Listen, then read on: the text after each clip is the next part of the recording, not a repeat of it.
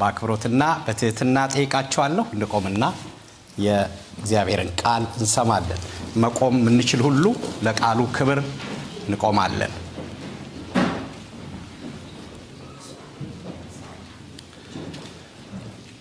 ኢየሱስ ክርስቶስ ለዘላለም የሚያድን ጌታ ነው ክብር ሁሉ ለስሙ ይሁን የሐዋርያት ሥራ ምዕራፍ 27 እና ምዕራፍ 28ን ሁለት የተወሰኑ 1 2 3 ቁጥሮች አለፍ ይያልኩ በጌታ በኢየሱስ ስም አነባለሁ የሐዋርያት ሥራ ምዕራፍ 7 27 ቁጥር 1 ወደ ኢጣሊያም በመርከብ እንድንሄድ ዘንድ በተቆረጠ ጊዜ ጳውሎስና ሌሎች እስረኞች ከአውግስጦስ ጭፍራ ለነበረው ዩልሲዮስ ለሚሉት ለመቶ አለቃው አሳልፈው ሰጧቸው ቁጥር 9 ብዙ ጊዜም ካለፈ በኋላ የጦም ወራት አሁን አልፎ ስለነበረ በመርከብ ለመሄድ አሁን የሚያስፈራ ነበርና ጳውሎስ እናንተ ሰዎች ሆይ ይህ ጉዞ በጥፋትና በብዙ ጉዳት እንደሆነ አያለሁ ጥፋቱ በገዛ ሕይወታችን ነው እንጂ በጭነቱና በመርከቡ ብቻ አይደለም ብሎ መከራቸው የመቶ አለቃው ግን ጳውሎስ ከተናገረው ይልቅ የመርከብ መሪውንና የመርከቡንም ባለቤት ያምን ነበር ቁጥር 13 ልከኛው የደቡብ ንፋስ በነፈሰ ጊዜ እንዳሰቡት የሆነላቸው መስሏቸው ተነሱ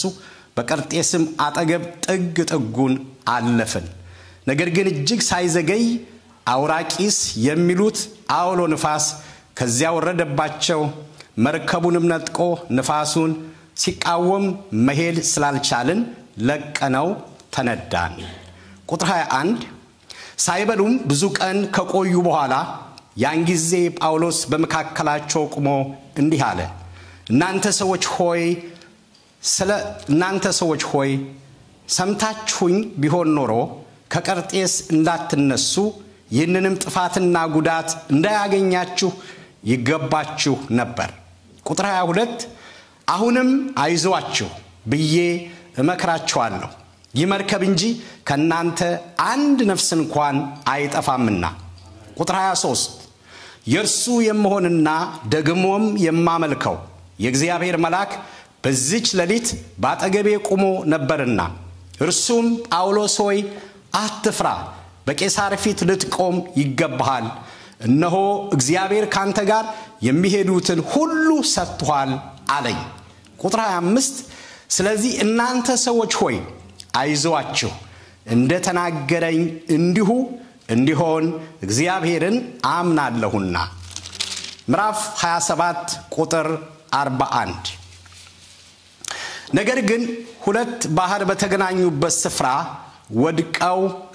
ወድቀው በመርከቡ ድብ ላይ ነዱ በስተፊቱም ተተክሎ የማይነቃነቅ ሆነ በስተኋላም ግን ከማዕበሉ ግፊያ የተነሳ ይሰበር ነበር ቁጥር 42 ወታደሮቹም ከእስረኞቹ አንዱን እንኳን ዋኝቶ እንዳያመልጥ ይገድሏቸው ዘንድ ተማከሩ ቁጥር 43 የመቶ አለቃው ግን ጳውሎስን ያድነው ዘንድ አስቦ ምክራቸውን ከለከለ ዋና የሚያውቁት ከመርከቡ ራሳቸውን እየወረወሩ አስቀድመው ወደ ምድር ይወጡ ዘንድ የቀሩት እኩሌቶቹም በሳንቃዎቹ ላይም እኩሌቶቹም በመርከቡ ስባሪ ይወጡ ዘንድ አዘዘ እንዲሁም ሁሉም በደህና ወደ ምድር ደረሱ ቁጥር 7 ምዕራፍ 28 ቁጥር 7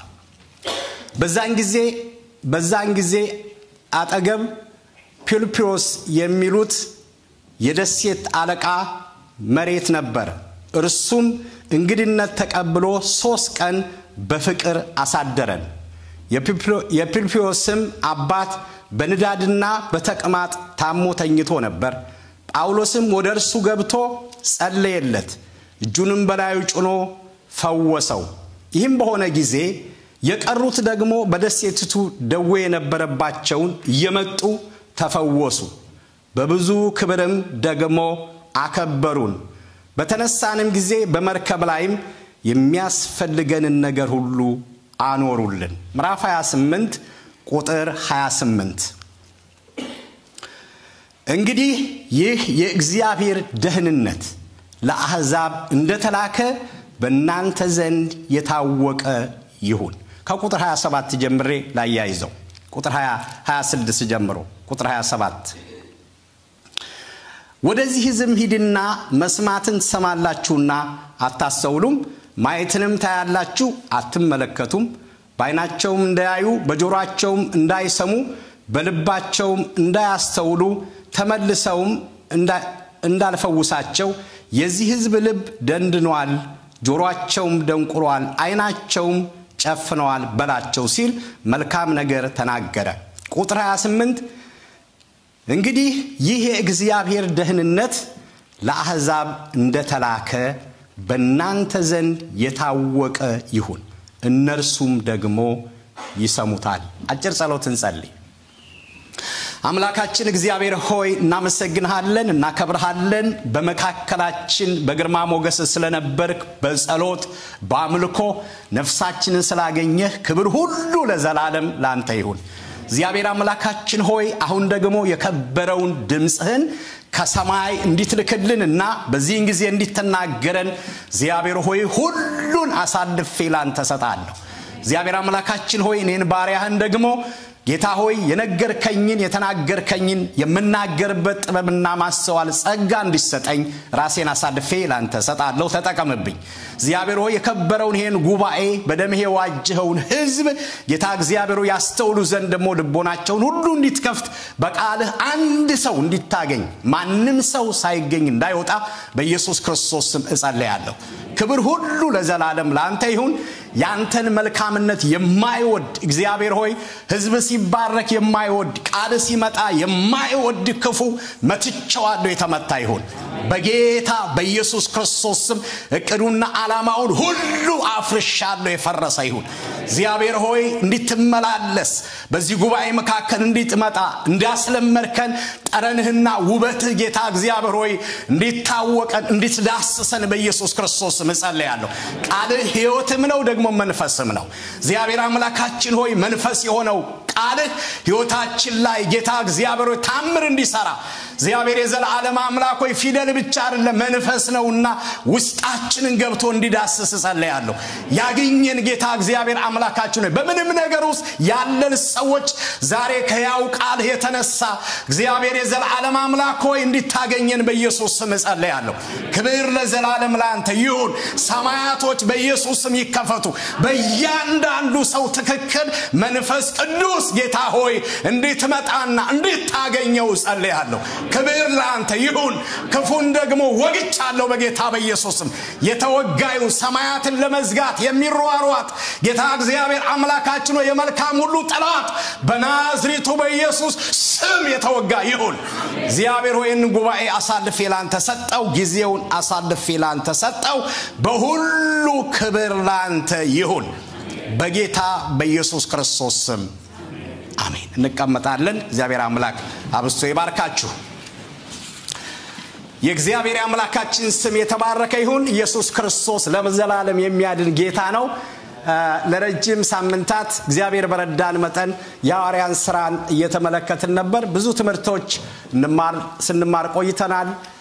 ቶፒካል ቲቺንግ አለ፣ ቴክስቹዋል ቲቺንግ አለ። ፓስተር ምንም እንዲሁ ስናስተምር ነበር። በተለይ ስለ ቪዥን አስተምር ያለው እዚህ አስተዋውሳለሁ። ስለ ጌታ ምጽአት አስተምር ያለው፣ ስለ ሪቫይቫል አስተምር ያለው። ሐዋርያት ሥራን ደግሞ እንደዚሁ የተማር ነበር። ዕብራውያን ተምረናል፣ ዳንኤልን ተምረናል፣ ኤፌሶንን ተምረናል። ወደፊትም በቤተክርስቲያናችን በጣም አጠናክረን ትምህርት እንቀጥላለን። እግዚአብሔር ይባረክ። እንደዛ ነው። በደንብ አስተውላችሁ መጽሐፍ ስታጠኑ ትምህርት በጣም አስፈላጊ ነገር ነው እና የሐዋርያት ሥራን ዛሬና የሚቀጥለው ሳምንት ለማጠናቀቅ እንሞክራለን ጌታ ከረዳን። ከዛ በኋላ ደግሞ በሚቀጥሉት አመታት ጌታ ካልመጣ እኛዛ ከደረስ ድል ከሰጠን ሌሎች መጽሐፎችም እንደዚሁ እናያለን። ኢየሱስ ክርስቶስ ለዘላለም የተባረከ ጌታ ነው። ባለፈው ሳምንት ሐዋርያው ቅዱስ ጳውሎስ በኤፌሶን የነበረውን አገልግሎት ጨርሶ በመንፈስ ቅዱስ ምሪት ወደ ሮም ለመሄድ ወደ ኢየሩሳሌም ለመሄድ እንደተነሳ አይተናል። ኢየሩሳሌም ቆይቷል። በቆየባቸው ጊዜ እዛ ደርሶ የደረሰበትን መከራ ስደት ባጭሩ አይተናል። በተለይ 5 ቦታዎች ላይ ተከሶ እንደቀረበ ወይ መከራዎች እንዳጋጠሙት ምዕራፍ 21 ምዕራፍ በተለይ 22 ጀምሮ እስከ 26 ያሉትን ሰብሰብ አድርገን ባጭሩ አይተናል። እንዲሁ ሪማይንድ ለማድረግ የክፉ የሆኑ አይሁዶች ኢየሱስ ክርስቶስን በመስበኩ ብቻ ጳውሎስን ያደረሱበትን መከራ አይተናል። ኢየሩሳሌምና እነሱ ፊት ቀርቦ ነበረ። ብዙ ክርክር ነበረ፣ ብዙ ነውጥ ነበረ። ኢየሩሳሌም ከተማ በሙሉ ከጳውሎስ ዛ ከተማ ከመግባቱ የተነሳ ከኤዥያ የመጡ ሰዎች አይተውት በጣም እንደደነገጡ ይሄ ሰውዬ ሃይማኖት የሚገለብጥ ነው ብለው ክሶቹንም ነግሬያቸዋለሁ። ይሄ የሙሴን ሕግ ሚሽር ነው፣ ቤተ መቅደስ ደግሞ የሚቃወም ነው፣ ማይቀበል ነው፣ እንደገና ደግሞ አህዛብ ጋር የሚበላ ነው፣ የሚጠጣ ነው፣ አህዛብን ይዞ መጥቶ ያስገባ ነው፣ ያረከሰ ነው፣ የሚያረክስ ነው፣ መቅደሳችንን የሚያረክስ ነው፣ በሄደበት ስፍራ ሁሉ ደግሞ የሚያስተምር ነው።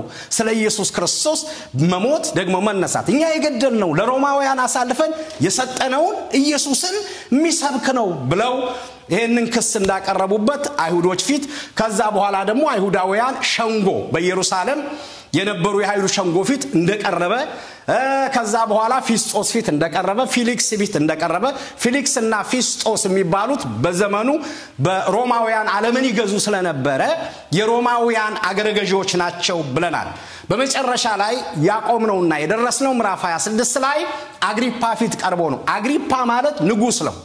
በዛን ጊዜ የነበረው የአይሁድ ንጉስ ነው፣ አይሁዳዊ ነው እና እሱ ፊት ነው ቀርቦ መጨረሻ ላይ በተለይ ምዕራፍ 22 እና ምዕራፍ 26 ላይ ጳውሎስ ስለራሱ የመለሳቸው መልሶች አይተናል። አንደኛ ማን እንደነበረ፣ ሁለተኛ ደግሞ እንዴት እንደተለወጠ፣ ከዛ በኋላ ደግሞ ከተለወጠ በኋላ ምን እንደተሰጠው እና የተቀበለውን ከጌታ፣ ከዛ ቀጥሎ ደግሞ ያደረገ የነበረው ያንን እንደሆነ በዚህ ምክንያት እንደተከሰሰ እነኚህን ነገሮች መልስ እንደሰጠ እና ምዕራፍ 26 ላይ ይሄን ያደረገ ያለ ሁለት ትልልቅ ነገሮች አንስተን የጨረስነው ባለፈው ሳምንት። አንደኛው ለአግሪፓ ሲመሰክር ምን አለ? ከሰማይ ነው የተገለጠልኝ ነው ያለው። እኔም ማረገውን ነገር ማረገው ተገልጦልኝ ነውና ንጉስ አግሪፓ ሆይ እኔ ያሳደርኩ ያለው ተገለጠልኝ ነው ያለው እና እሱን አይተናል ባጭሩ። ሁለተኛ ደግሞ ጳውሎስ በሚሄድበት ቦታ ሁሉ ጌታ አጠገቡ እንደነበር አይተናል እና በመቴሪበት ሁሉ ኢየሩሳሌም ብቻ አይደለም ሮምም ሂደህ ገና ስለኔ ተመሰክራለህና አጠገብህ ነኝ አይዞህ ብሎ ሲያበረታታው ይሄንን ባለፈው ተመልክተናል። ዛሬ ምዕራፍ 27 እና ምዕራፍ 28ን ሰብሰብ አድርገን የጳውሎስን ሕይወት ሰመራይዝ እናደርግና ጳውሎስን እንደ አማኝ ጳውሎስን እንዳገልጋይ ሕይወቱን ሰመራይዝ እናደርግና እኛ ጋር አፕሊኬሽኑን እንሰራለን ባጭሩ። ጳውሎስ እንዳማኝ ጳውሎስ እንዳገልጋይ ከጳውሎስ ሕይወት ምን ማራቸው ታሪኩ ምዕራፍ 7 ይጀምራል። የሐዋርያው ጳውሎስ ምዕራፍ ሐዋርያ ሥራ ላይ እዚህ 28 ድረስ ይመጣል። ስለዚህ የሱን ሰመራይዝ እናደርጋለን። ከዛ በፊት ግን ምዕራፍ 27 እና ምዕራፍ 28 ዋና ሐሳቦችን ባጭሩ ሰፊ ሐሳብ ነው አሰሳ ነው ያደረግን ያለነው ግን ዋናዎቹን አነሳለሁ። ወደ ምዕራፍ 27 ስንመጣ ልክ ኢየሩሳሌም የነበረውን እስርና ክስ ጨርሶ ወይም ሊፈርዱበት ሲሉ ሊገሉት አይሁዶች ሲፈልጉ ፊሊክስ ቢቀርቦ ይግባኝ አለ ወደ ቄሳር። ሮም የዓለም ገዢ ስለነበረች ይግባኝ ብሎ ይግባኝ ሲል ተመለከቱታላችሁ። በተለይ ምዕራፍ 25 ቁጥር 10 እና 11 ላይ እንደዚህ ይላል። ጳውሎስ ግን እፋረድበት ዘንድ በሚገባኝ በቄሳር ፍርድ ወንበር ፊት ቆሜያለሁ እና አንተ ደግሞ ፈጽመህ እንድታውቅ አይሁድም ምንም አልበደልኩም። እንግዲህ በድዬ ወይም ሞት የሚገባው ነገር አድርጌ እንደሆነ ከሞት ልዳን አልልም። እነዚህ የሚከሱኝ ክስ ከንቱ እንደሆነ ግን ከነርሱ አሳልፎ ይሰጠኝ ዘንድ ማንም አይችልም። ወደ ቄሳር ይግባኝ ብያለሁ ይላል ምዕራፍ 25 ባለፈው ሳምንትና ከዛ በኋላ ኢየሩሳሌም ውስጥ ይግባኛል ወደ ቄሳር። በኋላ አግሪፓ መርምሮት ሊፈታው ሲፈልግ ይግባኝ ስላለ ወደ ኢየሩሳሌም እንዲሄድ ተቆረጠ ይላል።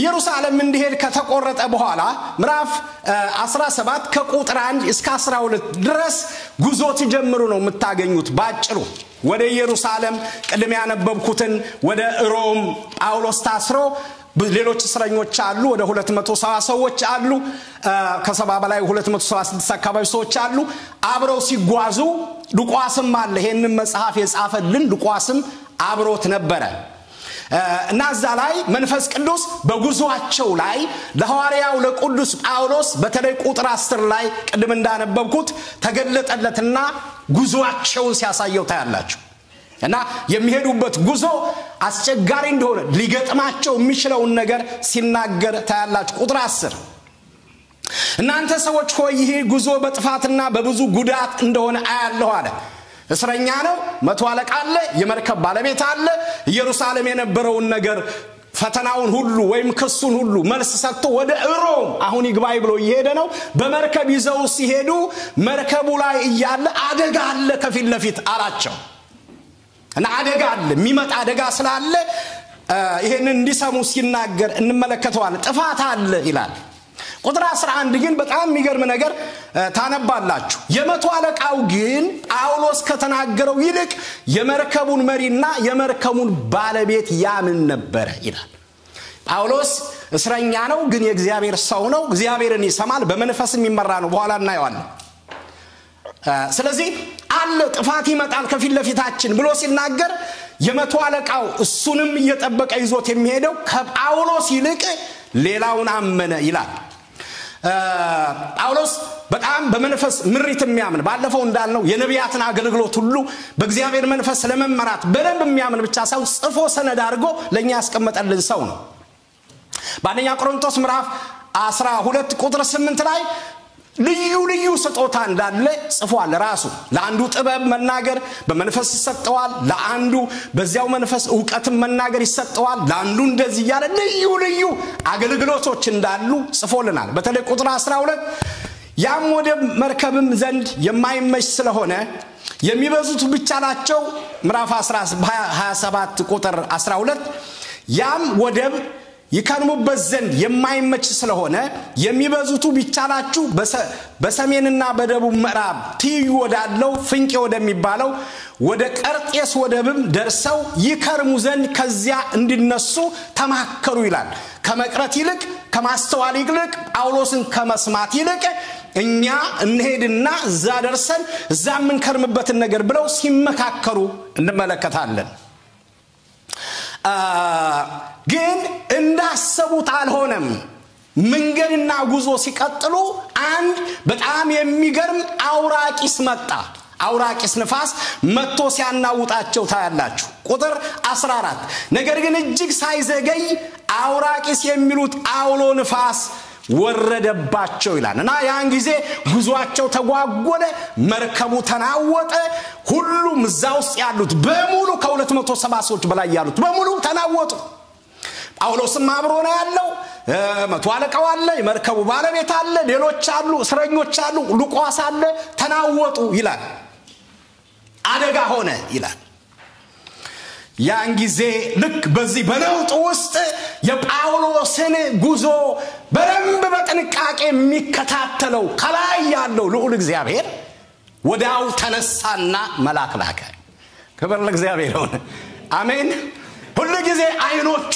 እኛ ላይ ናቸው ጌታ የተባረከ ይሁን አሜን በመንሄድበት ቦታ ሁሉ ይከታተሉናል ሐዋርያው ጳውሎስ ኢየሩሳሌም በቆየበት ጊዜ የነበረው ነገር የዛሬ ሳምንት አይተናል በአይሁዳውያን ፊት በሸንጎ ፊት በነፊት በፊሊክስ በነ አግሪፓ ፊት የነበረው በዛ ሁሉ በሰዎች ሁሉ ፊት ጥላት ሲመጣ ያይ ነበር ጌታ ግን አይዞ ይለዋል እግዚአብሔር ይባረክ አይዞ በዚህ ሁሉ እኔ ካንተ ጋር ነኝ ያለ አጠገብ ሆኖ ያበረታዋል በኋላ መርከቡስ እያለ አደጋ አለ ተው ያላቸው እምቢ ብለውም ሲሄዱ እግዚአብሔር ግን አጀንዳ ስለሰጠው አላማ ስለነበረው ጳውሎስ ላይ የእግዚአብሔር እጅ ስለነበረ እግዚአብሔር ከሰማይ ያየ እግዚአብሔር ያያል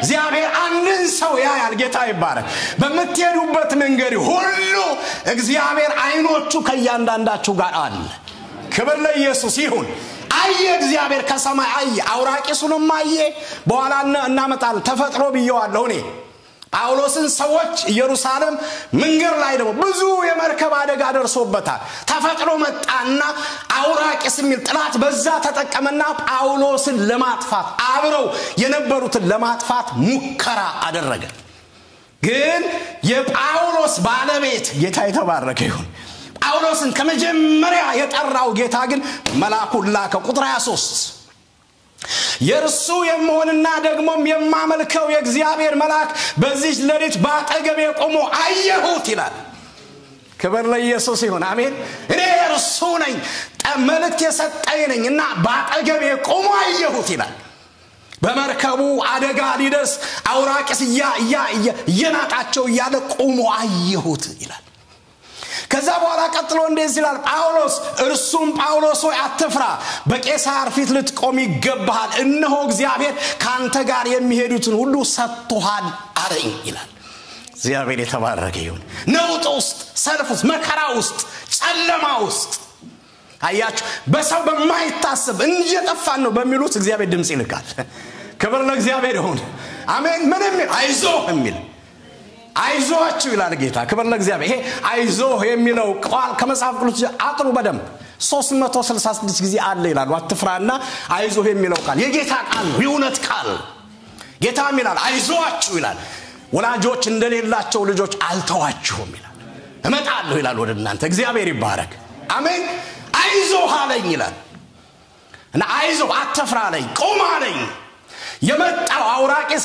አይነካህም አለኝ ይላል እግዚአብሔር ይባረክ አሜን አንድ ጊዜ ካንድ 20 ምናምን አመት ይሆነዋልና የወርቁሃ የእናቷ ወንድማጎቷ እኛ ጋር መጡና ድንገት አረፉ ታመው ማለት ነው እና በህይወቴ ማረሳው ነግሬያችሁ እንደሆነ አላቅምና ብዙ ነገሮች በህይወቴ ደርሰዋል እሱን በጣም ማረሳው ታሪክ ነው ከዛ በኋላ መክሊት ህፃን ልጅ ስለነበረች ወርቁሃ ሜዳ አልቻለች ማስከረኑን ይዤኔ እሷ ቤተሰቦች ጋር ያን ለማስቀበር ሄርኩና ከቀበርም በኋላ ማክሰኞ ትምርት አስተምር ነበር ተከታታይ የሆነ ትምርት ስለ ተሐድሶ ነው ማስተምረውና ያ አገልግሎት እንዳይቋረጥ ብዬ ቢለምኑኝ አላድርም ብዬ ወደ ቤቴ ተመለስኩ ማለት ነው አስቀብሬ ከዛ የሷ ዘመዶች ነበሩ 5 ነን ይሄድን ይያለን ድንገት ቀርሳ የሚባል ሀገር ስንደርስ አንድ 12 አመት ልጅ መኪና ውስጥ ድሩጥ አገባች ድንገት ተልካ ሱቅ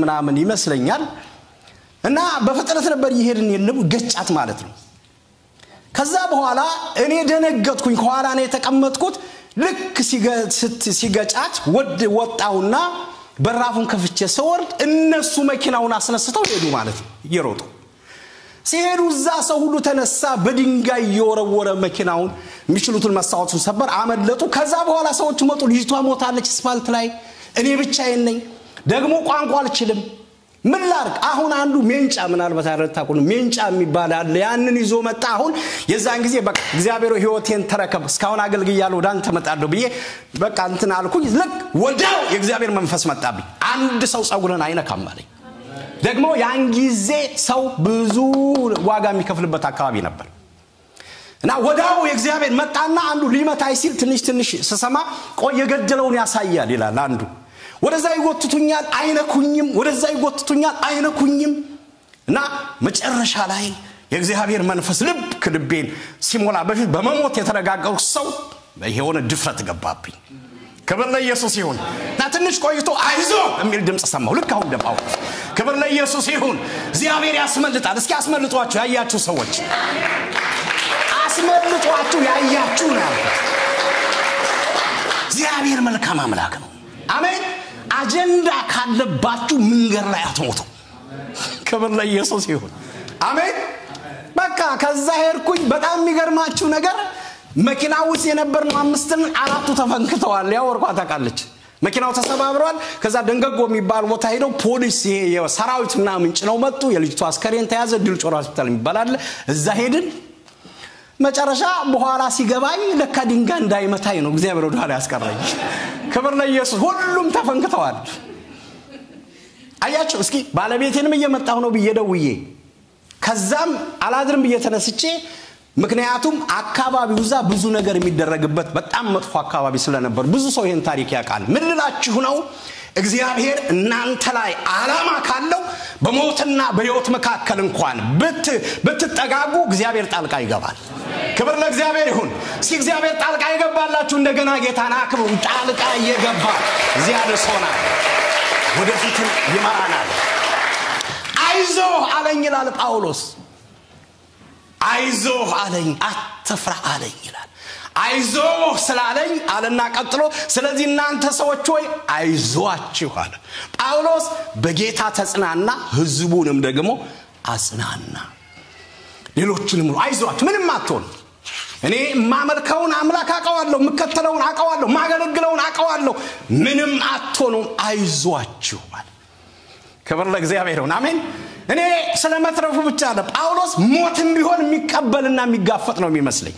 ለምን ገላትያ ምዕራፍ 2 ቁጥር 20 ላይ ስታዩ ክርስቶስ ጋር ተሰቀያለሁ ይላል። አያችሁ ያገኘሁት ቀን እኔ የለሁም ነው የሚለው። እኔ ክርስቶስ በእኔ ሲገባ እኔ የለሁም፣ እኔ ውስጥ ያለው ክርስቶስ ነው ይላል። ክብር ለእግዚአብሔር ይሁን። ጌታን ያቀኘገን እኛ በቃ አዳማዊ ማንነት አሁን እኛ ውስጥ ያለው ጌታ ነው። ለዚህ ነው ለምን ታሳድደኛለህ ይላል አይደል? ጳውሎስን ሲያገኘው ያሳደደው ጴጥሮስን ነው። ግን ጴጥሮስ ውስጥ ጌታ ነበረ፣ ያንዳንዳችሁስ ጌታ አለ፣ ለምን ታሳድደኛለህ? ስለዚህ ጳውሎስ በሕይወትና በሞት መካከል የእግዚአብሔርን እጅ ስላየ ሕይወቱ ስለተለወጠ አይዟችሁ መርከቡም ቢሰበር አንታምር ቢሆን ምንም ነገር ይምጣ ምንም አትሆኑም አላቸው። በጣም የሚገርመው ዛሬ አንዱ መናገር የምፈልገው ነገር እዚህ ቦታ ላይ ቆሞ ጳውሎስ ይሄንን ሲል ህዝቡ ሁሉ ምን አሉ? ተረጋጉ። ግን ዝቅ ብላችሁ ስታነቡ ግን ነውጡ ቀጠለ ይላል። አያችሁ አይዟችሁ እኔ ድምጽ ሰምቻለሁ ምንም አንሆንም ብሏቸው አረፍ ብለው ከሄዱ በኋላ ነውጡ ቀጠለ። ምግብ አልበሉ፣ ውሃ አልጠጡ፣ ምናምን አላሉ። ቀጠለ ቅድም እንዳነበብኩላችሁ መርከቡ ሁሉ ተሰባበረ ይላል። ሄዱና ተጋጩ። ጳውሎስ የሚሰማው ሌላ ነው፣ የሚሆነው ሌላ ነው። እኛ ብንሆን ይሄ ሐሰተኛ ነብይ አንልም። ምክንያቱም አይዟችሁ ብሎናል፣ ግን መርከቡ ግን የተሰበረ ነው የምንለው።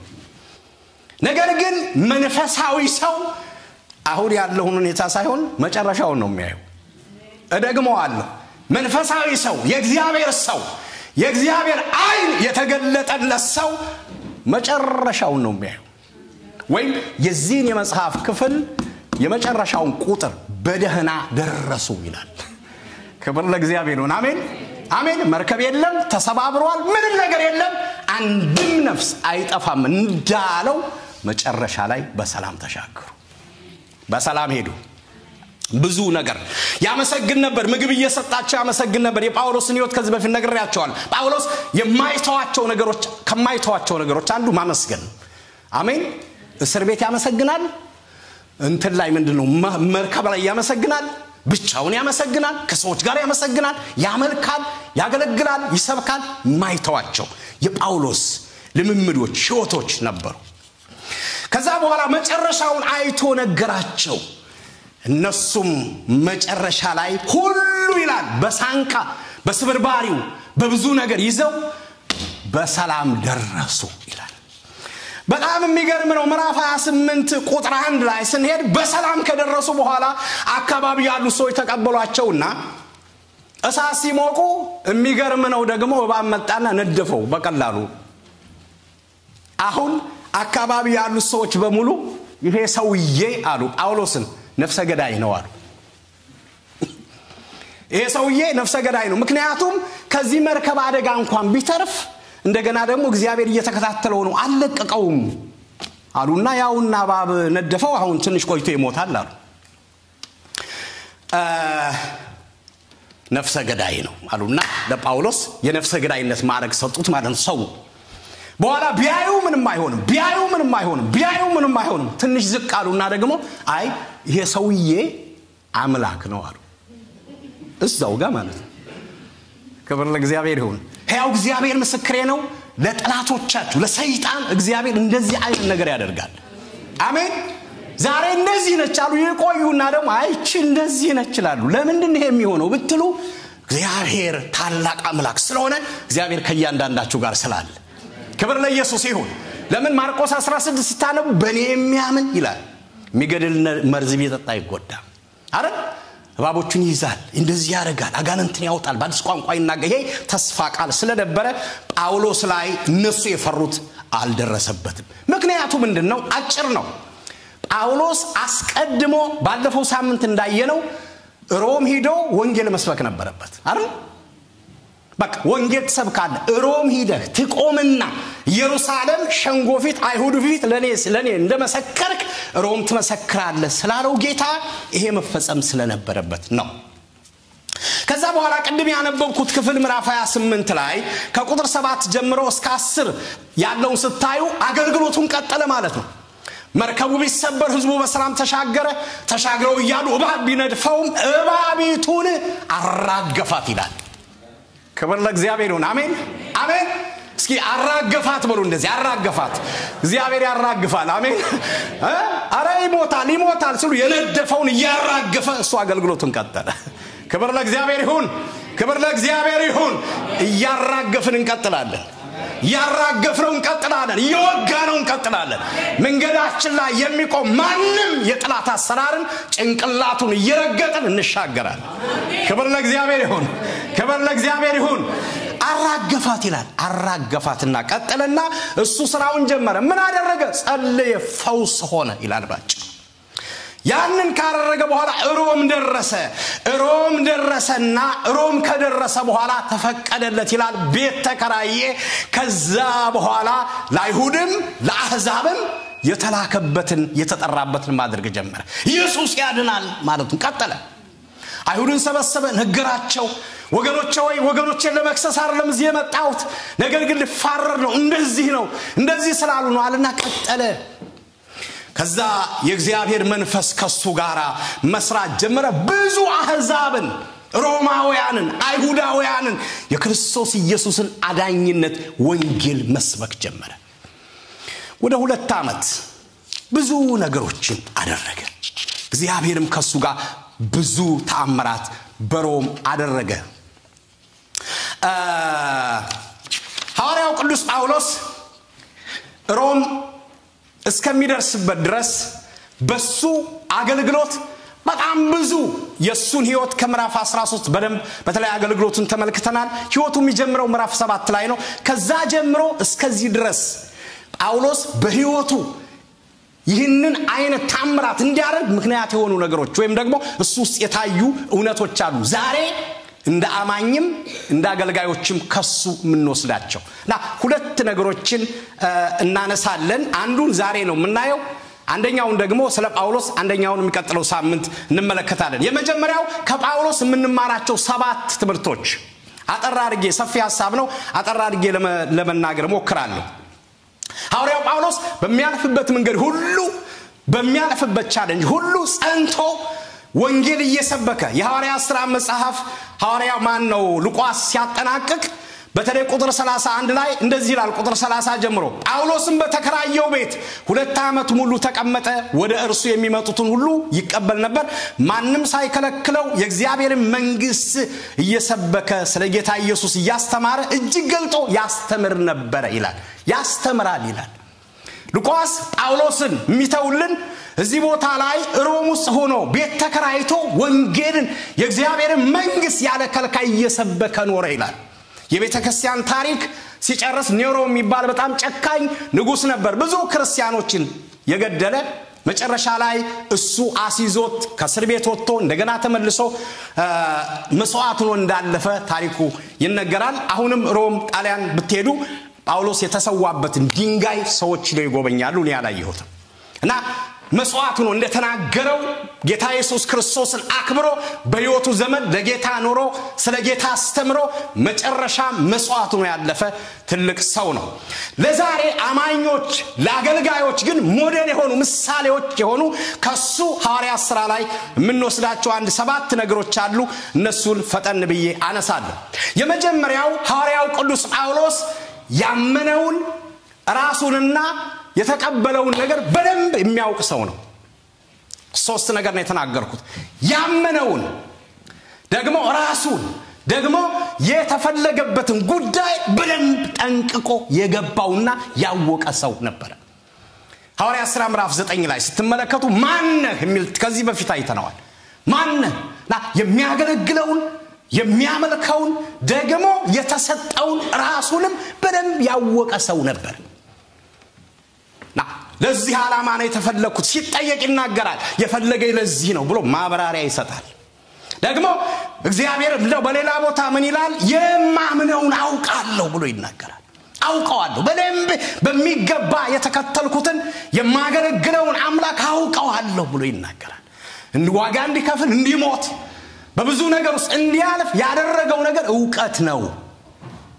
የሚያውቀው ዕውቀት ነው፣ ያወቀው ነውና ስለዚህ ዛሬ ለአማኞችም ለአገልጋዮችም ከጳውሎስ ትልቁ የምንወስደው ሐዋርያ ሥራ ላይ እኛ ምንከተለውን ጌታ ምናመልከውን ምናገለግለውን ጌታ ራሳችንንም የተሰጠንን ጠንቅቀን ማወቅ ይተበቅብናል። ይሄን ካደረግን አጨራረሳችን ያመራል። አሜን። የማናውቀውን እግዚአብሔር እንዴት እናገለግላለን?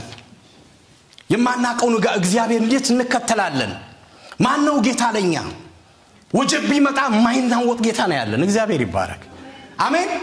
የማይሞት ነው፣ የማያረጅ ነው፣ ጡረታ የማይወጣ ነው። ስለዚህ በየትኛውም ቦታ ያው ነው፣ አይለወጥም።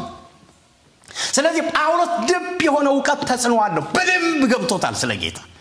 በደንብ ወደ ኋላ እንዳይል ያደረገው ነገር ስለ ጌታ ያወቀው ዕውቀት ነው። እንድትጨርሱ ክርስትናን የሚያደርጋችሁ መንገድ ላይ እንዳትንጠባጠቡ የሚያደርጋችሁ ነገር የእግዚአብሔር ፍቅርና ማንነት ከገባችሁ ማትናወጡ መንገድ ላይ ማትቀሩ ሰዎች ትሆናላችሁ። ጳውሎስ ዕውቀት ነበረው የእግዚአብሔርን የማወቅ። እሱም ብቻ ነው ራሱን ያውቅ ነበር። እኔ ነበርኩኝ ይላል፣ ስለራሱ ደግሞ ነኝ ይላል። ምን ነበርኩ? ይሄ ባለፈው ሳምንት እንደ አሳዳጅ፣ ነፍሰ ገዳይ፣ ፈሪሳዊ፣ ኃጢያተኛ፣ ዋና እንደዚህ ነበርኩ ይላል ስለራሱ። አሁን ደግሞ ነኝ ይላል። እግዚአብሔር ይባረክ። አሜን።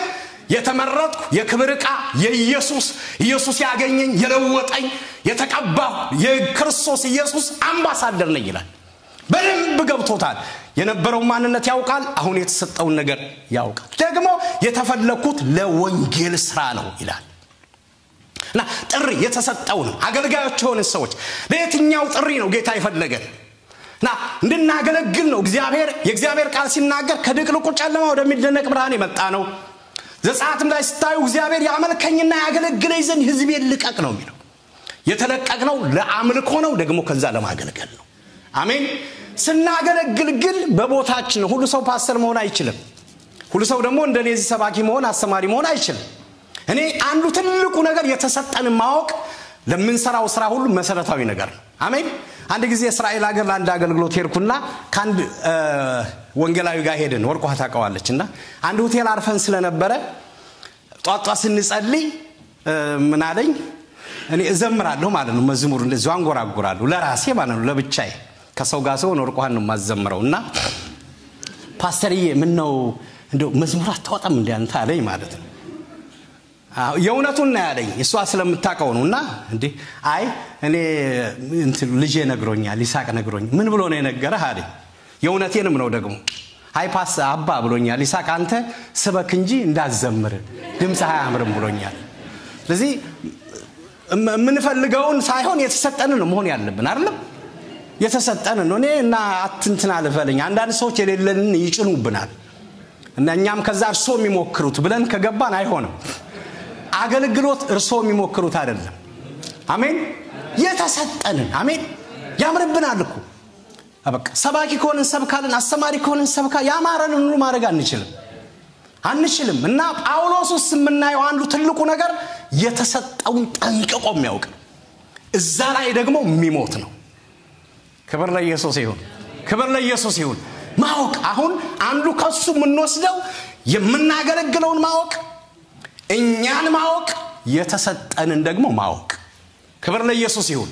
ዘማሪ ኮንክ ዘምር፣ ሰባኪ ኮንክ ስበክ፣ አስተማሪ ኮንክ አስተምር፣ ጸሎት ከሆነ ጸልዩ፣ ሌላም አገልግሎቶች ካሉ አገልግሉ።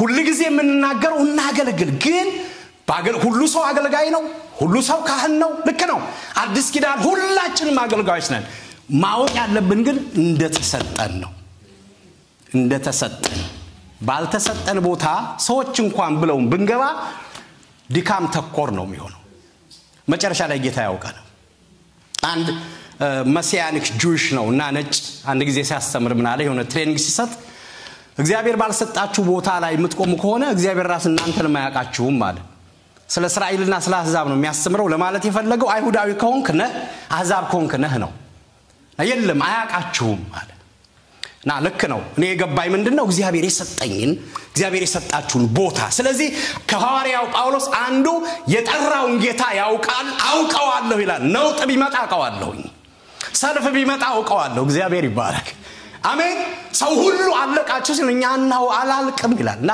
ኮንፊደንስ ይሰጣችኋል ጌታን ስታውቁ እግዚአብሔር ይባረክ አሜን በነውጥስ በሰላም ትኖራላችሁ ነውጡ ይሄ ትርምሱ የበዛ ዓለሙስ ሰላም ሆናችሁ ትኖራላችሁ አሜን መድኃኒት ሳትወስዱ በሰላም ተኝታችሁ ታድራላችሁ ለምን ሰማይ ዝቅ መሬት ከፍ ቢል እኛ የምናመልከውና የምናምነው ጌታ ከሁሉ በላይ ነው አሜን አትጨነቁ አትፍሩ ምክንያቱም መጽሐፍ ምንድነው የሚለው ረፉ እኔም አምላክ እንደሆንኩ ወቁ ይላል ልክ እሱን የማወቅ ዕውቀት ሲበዛልን መኖር እንጀምራለን ራሱ ክብር ለኢየሱስ ይሁን የውስጥ ሰላም ይኖረናል የውስጥ ረፍት ይኖረናል እናርፋለን እንደሰታለን ዕውቀት ጌታን ማወቅ ከዛ ደግሞ ራሳችንን ማወቅ ከድቅድቅ ጨለማ እንደመጣን ለትልቅ ነገር እንደተፈለግን አጀንዳ ደግሞ እንደተሰጠን ይሄንን ከጳውሎስ እንዳማኝም እንዳገልጋይም እንማራለን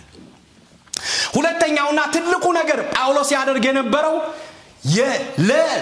ለጥሪው እና ለጠራው ታማኝ ነበር በደንብ ታሪኩን ስትመለከቱ ታማኝ ነው የትም ቦታ እምቢ አላለኩም ይላል ለተገለጠልኝ እውነት እምቢ አላለኩም ይላል ለጠራው ታማኝ ነው ለጥሪውም ታማኝ ነው ሁሉ ጊዜ የትም ቦታ የትም ስፍራ ሐዋርያው ጳውሎስ የጠራውን ጌታ አስከብሮ ያለፈ ሰው ነው ዛሬ ከኛ እግዚአብሔር ታማኝነት ይፈልጋል አሜን ሰዎች ታማኝ እንዳልሆናችሁ ሊነግሯችሁ ይችላሉ እሱን አይደለም እያልኩ ያለው ግን በህሊናችሁና በእግዚአብሔር ፊት ክብር ለእግዚአብሔር ይሁን ሁሉን በሚያይ አይኖቹ ሁሉ በስፍራ በሆኑ ለኡል እግዚአብሔር ፊት ለጠራችሁ ጌታ ለሕያው እግዚአብሔር ታማኝ ሁኑ ደግሞም ለተሰጣችሁ ታማኝ ሁኑ አሜን በተቀመጣችሁበት ስፍራ እግዚአብሔር በሰጣችሁ ኃላፊነት ሁሉ በጊዜውም አለጊዜው የትም ስፍራ ለሁሉ ሰው ሁሉ ጊዜ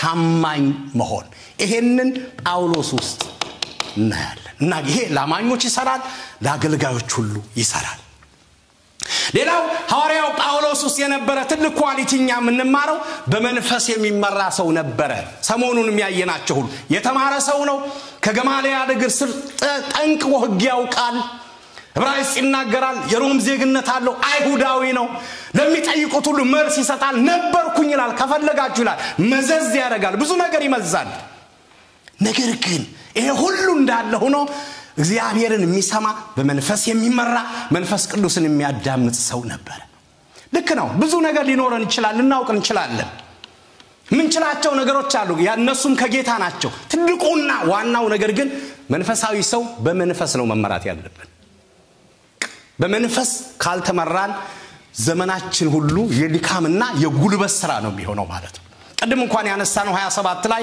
ያንና ያየው ብዙ ሰው አለ እስረኞች አሉ መርከበኞች አሉ አለቆች አሉ ግን አያለሁ ይላል ይሰማኛል ምንድነው አደጋ አለ ከፊት ለፊታችን ይሄ እኮ በፊዚክስና በኬሚስትሪ አይታወቅም ይታወቃሉ በእግዚአብሔር መንፈስ ምሪት ነው ኢየሩሳሌም ሂድ ብሎኛል ታሰራለ ብሎኛል ይል ነበር ሌሎች ባለፈው እንዳየነው በእግዚአብሔር መንፈስ እንዲሞሉ ያበረታታል ራሱን ተሞልቷል ይጸልያል ስለዚህ ለአንድ አገልጋይ ቀደም እንዳልኩ ቦታችንን ማወቅ ብቻ ሳይሆን በእግዚአብሔር መንፈስ በጸሎት በትህትና በጌታ ፊት የእግዚአብሔር መንፈስ ማዳመጥ በዛ መመራት ይኖርብናል በሱ የሚመሩ ሰዎች አጨራረሳቸው ያምራል ሌላው አራተኛው ሐዋርያው ጳውሎስ ለተቀበለው አደራ ለጠራው ጌታ ትክክለኛ ዋጋ የሚከፍል ሰው ነበር ዋጋ አሁን ይሄ ሁሉ ቅድም ያየነው ምንም እንደማንኛው ሰው ኖርማል ሰው ሆኖ መኖር ይችላል እኮ ነገር ግን ስለ ክርስቶስ ስለ ወንጌል በሄደበት ሁሉ ዋጋ ይከፍል ነበር ዋጋ የሚከፍል ሰው ነበር መርከቡ ብዙ ጊዜ ተሰብሯል ተደብድቧል በክፉ ሰዎች ብዙ ስሙ ጠፍቷል ያልሆነው ነገር የለም ብዙ ነገር እንደውም ሮሜ ላይ ሲጽፍ እንደምታውቁት ከክርስቶስ ፍቅር ማን ይለየናል ይላል መከራ ወይ ስደት ጭንቀት ረሃብ ችግር ራቁትነት ብቸኝነት ብዙ ነገር ያለ የሌለ ብዙ ያነሳል በዚህ ሁሉ ውስጥ ስለ ጌታ ታማኝ ሆኖ ዋጋ የከፈለ ሰው ነው እንደውም ከክርስቶስ ቀጥሎ በመድር ላይ ዋጋ ለወንጌል የከፈለ ሰው ሐዋርያው ጳውሎስ ነው ዋጋ የሚከፍል ሰው ነበር እና ለተጠራበት ታማኝ ሆኖ ያንን ያደርጋል ደግሞ ያ ወንጌል የሚያስከፍለውን ዋጋ ሁሉ ጸንቶ ወንጌል ዋጋ የከፈለ ሰው ነበር ሌላው ይሰብካል ያስተምራል ክብር ለእግዚአብሔር ይሁን አሜን የተጠራበት ዋናው ጥሪ በአሕዛብም በነገስታትም በእስራኤልም ፊት ስሙን ደግሞ ተሸክሞ የክብር ዕቃ ስለሆነ ኢየሩሳሌምም ሮምም ኤፌሶንም አውሮፓም የሄደበት ቦታ ሁሉ በመጀመሪያ ጉዞ በሁለተኛ ጉዞ በሶስተኛ ጉዞ አሁን ይሄን ደግሞ አራተኛ ብለን ብንወስደው በሄደበት ቦታ ሁሉ ወንጌል ይሰብክ ነበር ሰባኪ ነበር ያስተምራል አንዱም የተከሰሰው በዚህ ነው የሚያስተምር ሰው ነው ሌላው ስድስተኛ ላይ ጸሐፊ ነበር ይጽፋል ባለፈው ብዙ አይተናል እዚህኛው ጉዞ ላይ እንኳን ምዕራፍ 27 እና ምዕራፍ 28 ላይ ኤፌሶንን ፊልጵስዩስን ቆላሲያስን ፊሊሞናን አንደኛ ጢሞቴዎስን ሁለተኛ ጢሞቴዎስን ቲቶን እነኚህን መጽሐፎች እንኳን የጻፈው በዚህ በምዕራፍ 27 እና ምዕራፍ 28 በነበረው በተለይ እዚህ ምዕራፍ 28 ላይ በቆየበት ጊዜ ነው ለተወሰነ ጊዜ ተለቆ ነበር መልሶ ታስሯል በዛ ጊዜ እነኚህን መጽሐፎች ጽፏል ይሄ ብቻ አይደለም እንደምታውቁት ሐዲስ ኪዳን ውስጥ ያሉትን መጽሐፎች የጻፈ ሰው አብዛኞቹን እሱ ነው ከዕብራውያን በስተቀር ዕብራውያንን እሱ ነው እኔ አሁን ብጠየቅ የኔ እምነት ዕብራውያንን ጳውሎስ እንደጻፈው ነው ማምነው ለምን በብዙ ማስረጃ ዕብራውያን ላይ ጳውሎስ እንደጻፈው ማወቅ ስለምንችል ግን የመጽሐፍ ቅዱስ አዋቂዎች ስላልተስማሙ ጸሐፊው አይታወቅም ስለሚሉ ያን እንቀበላለን በግሌ ግን እሱን ራሱ እንደጻፈው ነው ማምነው እና ታላላቅ ዶክትሪኖችን የጻፈ እሱ ነው ዛሬ አሁን ባለንበት ዘመን ያለች ቤተክርስቲያን የምትጠቀምባቸው ዶክትሪኖች የቤተክርስቲያን ዶክትሪን አሰራሮች የአገልጋዮች ሹመት ጥሪ በብዙ መልኩ ለቤተክርስቲያን የሚጠቅሙ ጽሑፎችን ሰነዶችን እነ ሮሜን አንደኛ ቆሮንቶስ ሁለተኛ ቆሮንቶስ ገላትያን ኤፌሶንን ፊልጵስዩስን 13 መልእክቶችን በሰነድ ጽፎ እኛ ጋር እንዲደርሱ አድርጓል ቆሞ መስበክ ብቻ ሳይሆን አሁን እሱ የለም ግን እስከ 67 ዓመተ ምህረት ድረስ ብቻ ነው የቆየው ያውና 2000 ዓመት አሁን የሱን መጽሐፍ እየተናገርኩ ነው የጻፋቸው ወደፊት ምን ሰብካቸዋለን ጌታ እስኪመጣ ድረስ ማለት ነው እና ይሰብካል ያስተምራል ደግሞ ይጽፋል ጸሐፊ ነበር ሌላው ሰባተኛው ላይ ሐዋርያው ጳውሎስ ትልቁ ነገር ያደረገው በህይወቱ ዘመን እሱ የተቀበለውን እውነት ለሌሎች ያስተላለፈ ሰው ነው በቃ ወንጌልን ጠበቀ ተቀበለ አወቀ ያን ከተቀበለ በኋላ ሌሎች እንዲሰሩት ለሌሎች አሳልፎ ሰጠ እነ ጢሞቴዎስን አዘጋጀ ያውና እኛ ጋር ደረሰ ጌታ ይባረክ አሜን ተተኪዎችን ያዘጋጀ ሰው ነውና በራሱ ዘመን ብቻ እንዲቋረጥ አላደረገም ራሱ አገልግሎ ሌላ ደግሞ ሊያገለግሉ ለሚችሉ ሰዎች ያዘጋጀ ሰው ነው ሁለት ጥቅሶች አነሳለሁ ባጭሩ ዛሬ ከኛ ጋር አፕሊኬሽኑን ለመስራት ምን እናድርግ እኛ ከሐዋርያው ጳውሎስ እነኚህ ብዙ ነገሮች አሉ እዚህ ውስጥ ይገባሉ ሐዋርያው ጳውሎስ እንደምሳሌ ነው እኔ ክርስቶስን እንደምመስል እኔ የምሰሉ ብለዋል አይበቀልም ብዙ ክርስቲያናዊ ኳሊቲዎች አሉት አንደኛ ቆሮንቶስ ሁለተኛ ቆሮንቶስ ራሱ በጻፈው ላይ እንደዚህ ይላል ነገር ግን የሆነው ነገር ሁሉ በክርስቶስ ከራሱ ጋር ካስታረቀን ይልና የማሳረቀንም አገልግሎት ከሰጠን ከእግዚአብሔር ነው ይላል ለኛ ሁላችን ነው እግዚአብሔር ይባረክ አሜን በክርስቶስ ከራሱ ጋር ምን አደረገን አስታረቀን የማስታረቅ ቃል አገልግሎት ደግሞ እኛውስ አኖረብን ይላል እግዚአብሔርም በክርስቶስ ነው ዓለሙን ከራሱ ጋር ያስታርቅ ነበርና በደላቸውንም አይቆጥርባቸውም ነበር ይልና በእኛም የማስታረቅን ቃል አኖረ ይልና እንግዲህ እግዚአብሔር በእኛ እንደሚማልድ ስለ ክርስቶስ መልእክተኞች ነን ከእግዚአብሔር ጋር ታረቁ ብለን ስለ ክርስቶስ እንለምናለን ይላል። ሁላችን አሁን የጳውሎስን ታሪክ የምንሰማ በሙሉ ከእግዚአብሔር ጋር በክርስቶስ ታርቀናል አይደል? ሰላም ነን አይደል? ኃጢያታችን ይቅር ተብሏል፣ ጨለማችን ተገፏል፣ አዲስ ሕይወት ተቀብለናል። አብሮር ግን የተቀበልነው ነገር አለ፣ የማስታረቅ አገልግሎት ይባላል። አሜን። የማስታረቅ አገልግሎት ተቀብለናል። አንድም ራሳችንን ከራሳችን ጋር ጌታ ይባረክ። ሰው ከራሱ ጋር ከታረቀ ከሌላው ጋር መታረቅ ቀላል ነው። ሌላው ደግሞ ከሰዎች ጋር ሰውን ከሰው ጋር ሌላው ሰዎችን ደግሞ በጨለማ ያሉትን ከእግዚአብሔር ጋር እናስታርቃለን። እንድናስታርቅ ነው ይላል። እኔ የሰራሁት ይሄን ነው እናንተ ደግሞ ይሄን እንድትሰሩ ነው ይላል። የእግዚአብሔርን ሐሳብ እንድንፈጽም ማለት ነው። ስለዚህ እዚህ ውስጥ ያለን በሙሉ እኔ ሳገለግል ሌሎች ሲዘምሩ ሌሎቻችን ፓስተር ፍጹምና እኔ ስናስተምር እያደረግን ያለነው እርቅ ነው የምንሰራው። እግዚአብሔር ይባረክ። አሜን። ሰው ከሰው ጋር ሰው ከእግዚአብሔር ጋር ሰው በጣም እንደ ጳውሎስ ሲገባው አስታራቂ ነው የሚሆነው። ክብር ለኢየሱስ ይሁን። አሜን። አስታራቂ ነው የሚሆነው። እናስታርቃለን ሰዎችን ከሰው ጋር ሰውን ከእግዚአብሔር ጋር ሰውን ከራሱ ጋር አይደል? ሰዎች እኮ ስለተጣሉ ነው ከራሳቸው ጋር ራሳቸውን የሚያጠፉት። ባዶ ቤት ዘግተው የሚደርስላቸው አጥተው በቃ ተስፋ የለህም ብለው ራሳቸው ላይ ወስነው ራሳቸውን ያጠፋሉ። ነገር ግን የእግዚአብሔርን ቃል የተሞላ ሰው የተለወጠ ሰው ግን ለሌሎች ራሱ የማስታረቅ አገልግሎት ይሰጣል ማለት እንሰጣለን ይላል። ስለዚህ የጸጋ ቤተክርስቲያን ቅዱሳን በሙሉ አስታራቂዎች ነን። አሜን አሜን። ሰውን ከእግዚአብሔር ሰውን ከሰው ጋር ክብር ለኢየሱስ ይሁን። እግዚአብሔር 6 ነገር ይጠላል 7ኛውን አጥብቃ ነፍሱ ትጸየፋለች ይላል ቅዱስ መጽሐፍ። ያም በወንድማማች መካከል ጥልም ይዘራ ይላል አይደል? ፌዘኛን አትገስጸው ይላል። ክብር ለኢየሱስ ይሁን። አሜን። ስለዚህ ፌዘኛ የሆነ ሰው ጥል ነው የሚዘራው ማለት ነው። የእግዚአብሔርን ቃል የተሞላና በመንፈስ የሆነ ሰው ግን እርቅ ነው የሚዘራው። ክብር ለኢየሱስ ይሁን። አሜን።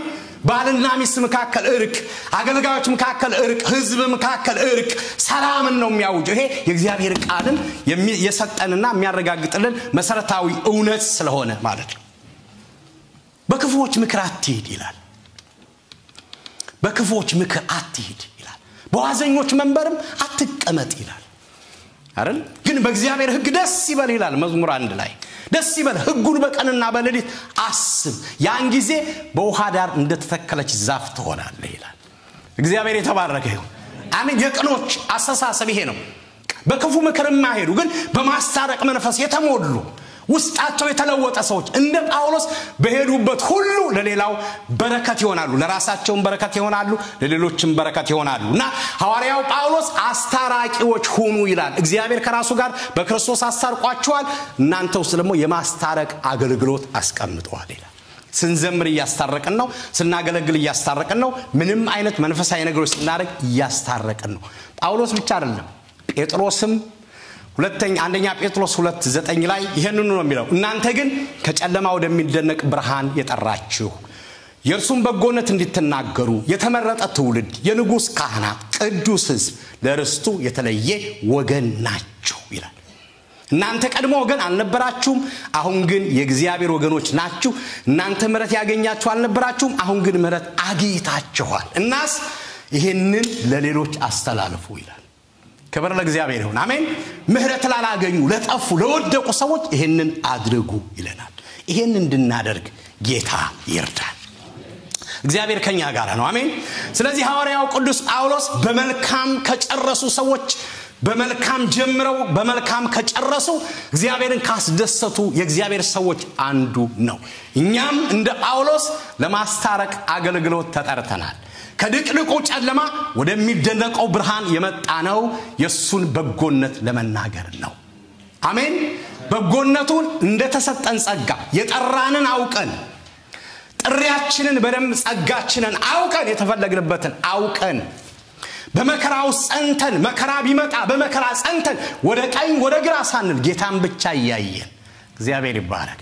በመንፈስ እየተመራን እግዚአብሔር መንፈስ እየሰማን እያዳመጥን ደግሞ ሌጋሲ የሚሆን ነገር እያስቀመጠን እግዚአብሔር ይባረክ አሜን ለሌሎች የሚሆን ሌሎች ከኛ ይዘውት የሚሄዱ ነገሮች እያስቀመጠን ክብር ለኢየሱስ ይሁን ሌሎች ደግሞ የእግዚአብሔርን አገልግሎት ሊቀጥሉ በሚችሉ ዘማሪ ከሆናችሁ ሌሎች እንዲዘምሩ ጸሎት ከሆነ ሌሎች እንዲጸልዩ ምናስተምር ሌሎችን ሰዎች እንደየጸጋቸው ሰዎችን ምናበረታታ ውስጣቸው ያለው ጸጋ እንዲወጣ እያሰለጠንን እያስተማርን እየጸለይን እያበረታታን እግዚአብሔር እንዲከብር ቤተክርስቲያን እንድትታነጽ ሰዎቹ ደግሞ እንዲሸለሙ የማድረግ ኃላፊነቶች ይኖርብናል ክብር ለእግዚአብሔር ይሁን ለምን ውስጣችን የተቀመጠው የማስታረቅ አገልግሎት ነው እግዚአብሔር የሰጠን ይሄንን ነው ከድቅድቅ ጨለማ ወደሚደነቅ ብርሃንም የመጣ ነው ለዚሁ ነው ይሄን እንድናደርግ ጌታ ይርዳል እንጸልይ በቶቻችን ዝቅ አድርገን ሃሌሉያ እንጸልያለን ሁላችንም እንቆምና እዚህ መንፈስ እንጸልያለን በጌታ ፊት ሃሌሉያ አሜን መንፈስ ቅዱስ እርዳኝ እንላለን እኛም ዛሬ የጠራንን አውቀን የተሰጠንን አውቀን ራሳችንን አውቀን ለሱ ታማኝ ሆነን እስከ መጨረሻው ዋጋ ከፍለን ጸንተን ቁመን ጌታን እንድናስከብር ጌታ እንዲረዳን እንጸልያለን ኮቶላ ወደዚህ ይመጣል አንድ ዝማሬ እንድንዘምር አበረታታችኋለሁ እንደተቀበልኩት ምህረት እንደ ቸርነት ብዛት እንዳገለግልህ እርዳኝ ጌታ ሆይ ስጠኝ የመንፈስን እሳት ናቲ ትመጣለህ ናቲ ዳዊት አለ እሺ ዴቭ እንጸልይ አንድ ጊዜ በጸሎት አጭር ነው ጊዜ ወሰርኩት አንድ 5 ደቂቃ አስቡ ሃሌሉያ yes መንፈስ ቅዱስ yes እግዚአብሔር መንፈስ ሃሌሉያ አሜን አሜን እንድታስቡ ትንሽ ጊዜ ሰጣቸዋለሁ ምን ያደረግን ነው እግዚአብሔር እንደስ የሚሰኝበትን ያደረግን ነው ለሌሎች በረከት እንድንሆን ጌታ እንዲረዳን ሊያግዘን ሃሌሉያ ሃሌሉያ አሜን ዳዊት ኮቴ አሜን ሃሌሉያ እንደተቀበልኩት ምህረት እንደ ቸርነት ብዛት እንዳገለግልህ እርዳኝ ጌታ ሆይ ስጠኝ የመንፈስን እሳት ያለን በመንፈስ ነው ሁላችን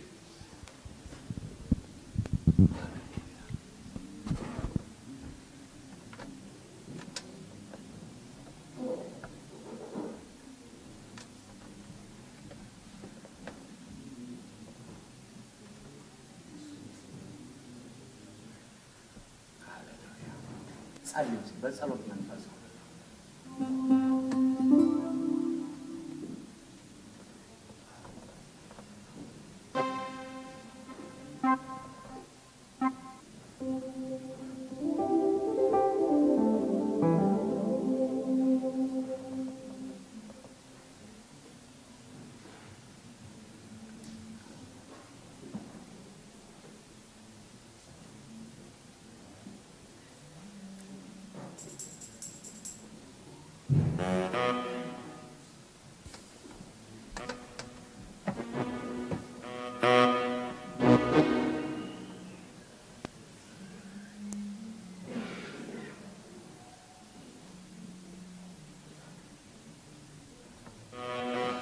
እርዳኝ ጌታ ሆይ አንተን አገልግዬ አንተን አስከብሬ ለሌሎች በረከት ሆኜ ሰጠኝ ፈጽሜ እንዳልፈርዳኝ አግዘኝ እንላለን አግዘኝ ሃሌሉያ አግዘኝ ጌታ ሆይ አንተን አስከብሬ እንዳልፍ አግዘኝ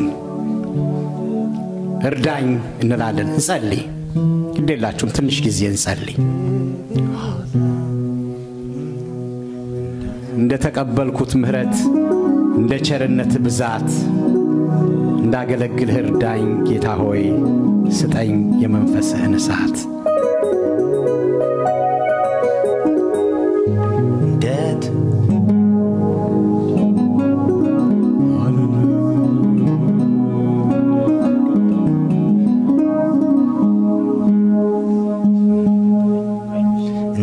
ተቀበልኩት ምሕረት እንደ ቸርነት ብዛት እንዳገለግል እርዳኝ ጌታ ሆይ ስጠኝ የመንፈስህን እሳት እንደ ተቀበልኩት ምሕረት እንደ ቸርነት እንዳገለግል እርዳኝ ጌታ ሆይ ስጠኝ የመንፈስህን እሳት እንደ ተቀበልኩት ምሕረት እንደ ቸርነት ብዛት እንዳገለግል እርዳኝ ጌታ ሆይ ስጠኝ የመንፈስህን እንደ ተቀበልኩት ምሕረት